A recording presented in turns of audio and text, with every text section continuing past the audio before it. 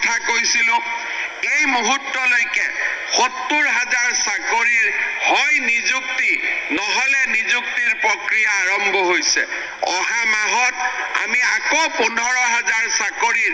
এই মাহ আৰু অহা মাহত আমি বিজ্ঞাপন দিম আৰু চাওঁতে অহা ৩-৪ মাহৰ ভিতৰত আমি ১ লাখ চাকৰিৰ আমাৰ যি দায়িত্ব সেই দায়িত্ব আমি সম্পূৰ্ণ কৰিম চাব যাওঁ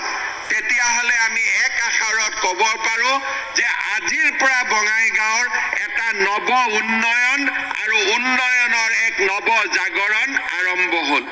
শ্ৰদ্ধা ৰাইজ ইয়াৰ পৰৱৰ্তী পৰ্যায়তো বঙাইগাঁওক লৈ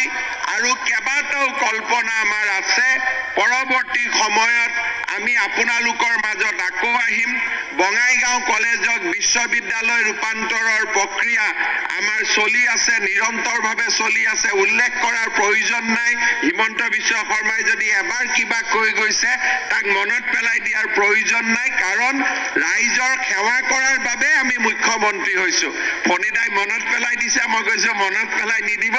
আধাৰশিলাৰ দিনাখন আহিব আমি আকৌ নিমন্ত্ৰণ কৰিম আজিৰ দৰে কাৰণ আমাৰ চৰকাৰে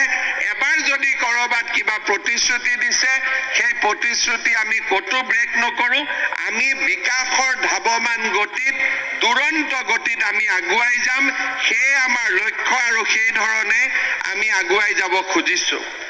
1 লাখ চৰকাৰী চাকৰিৰ আমি কথা কৈছিলো এই মুহূৰ্তলৈকে